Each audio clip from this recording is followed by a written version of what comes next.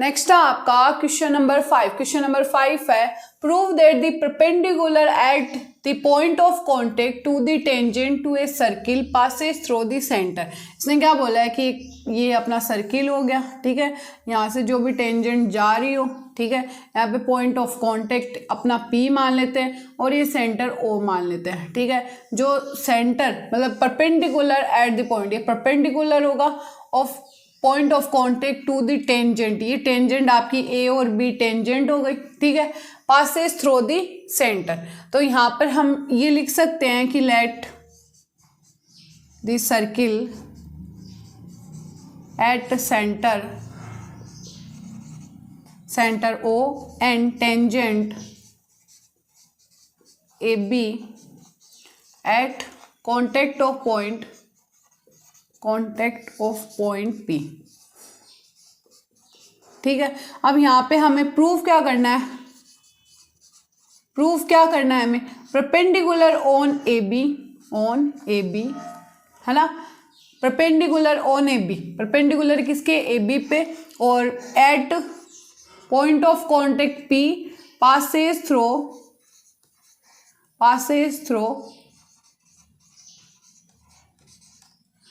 Centre at O, ठीक है। O से क्या होना चाहिए, वो पास होना चाहिए परपेंडिकुलर। अब इसके अंदर एक कंस्ट्रक्शन में कर लूं कि यहाँ पर एक, ये मेरा यहाँ पर क्या बन जाए, एक सेंटर और मान लूँ मैं M, यानी इसको हम किससे प्रूफ करेंगे, कॉन्ट्राडिक्शन मेथड से इसको क्या करेंगे अपन, प्रूफ करेंगे। तो ये सेंटर O है, एक सेंटर और मान लेती हूँ मैं, एक मतलब इस सेंटर O को भूल के मैं बोल दूँ कि M मेरा यहाँ पे क्या है, सेंटर है। तो यहाँ पर अगर मैं प्रूफ करना चाहूँ तो प्रूफ में हम क्या लिखेंगे, जो MPB होगा, जो एंगल MPB है, MPB वो क्या है, 90 डिग्री है। इससे पहले अपन एक चीज लिख सकते हैं क्या, हाँ ठीक है, ये लिख दो, एंगल MPB क्या है आपका, 90 डिग्री है।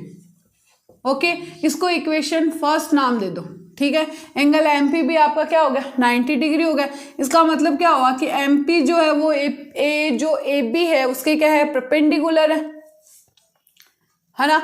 अब सेकेंड चीज हम क्या मानेंगे, जो OP होगा, OP परपेंडिकुलर किसके, AB के क्या है, आपके परपेंडिकुलर है। OP क्या है, मतलब इसमें क्या माना है कि MPB जो है वो 90 डिग्री है, एक चीज हमने ये मान ली। ओके, फिर यहाँ पर मैं बोल रही हूँ कि OP जो परपेंडिकुलर AB के है, तो परपेंडिकुलर जब AB के होगा तो हम यहाँ पे क्या लिख सकते हैं, radius perpendicular to the tangent at point of contact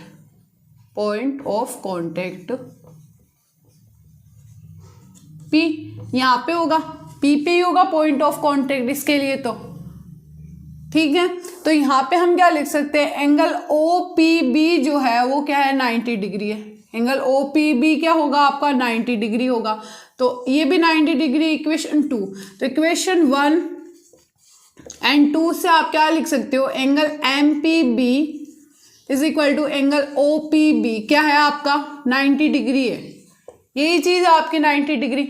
अब एक चीज बताओ इसके अंदर से देख के कि MPB कम लग रहा है और OPB क्या ज्यादा है। अब दोनों एक साथ 90 डिग्री नहीं हो सकते, ठीक है। तो हम यहाँ पे लिखेंगे कि angle MPB less than angle OPB, ठीक है।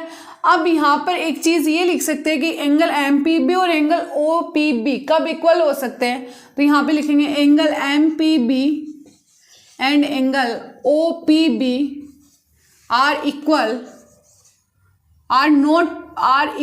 मतलब ये पॉसिबल नहीं है। MPB and less than OPB है, तो MPB एंड OPB जो है, angle MPB is equal to angle OPB are not possible, ठीक है। ये पॉसिबल नहीं है। ये पॉसिबल कब है, if angle MPB and angle OPB are possible,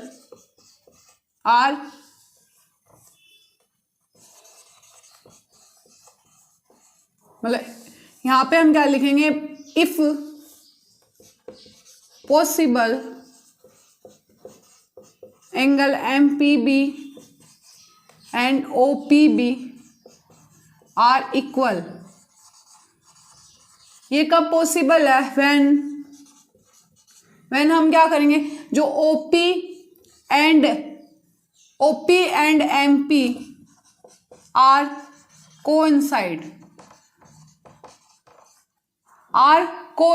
यानी एक ही कोइंसाइड, यानी यहाँ पर एक ही पॉइंट पे हो। इसका मतलब क्या होगा कि ओपी जो है और जो ये ओ एम हमने यहाँ पे बनाया था वो कहाँ हो, यहीं पर हो, ठीक है, एक ही पॉइंट पे हो। तब हम लिख सकते हैं कि ये जो यहाँ पर हमने इसी को यही प्रूफ करना था, इसके अंदर क्या है कि कॉन्ट्राडिक्शन मेथड यानी विरोधाभास मेथड है ना, उसको यूज करना है। तो मैंने एक यहाँ पे एम जो है वो सेंटर एक और सेंटर बना लिया, मैंने बोल दिया कि एम पी भी क्या है हमारा 90 डिग्री है।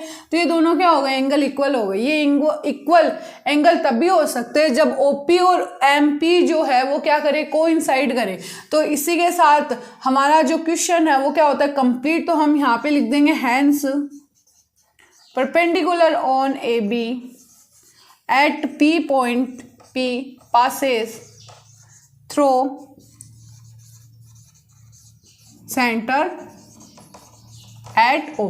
तो इसी के साथ आपका क्वेश्चन नंबर 5 क्या होता है, कंप्लीट।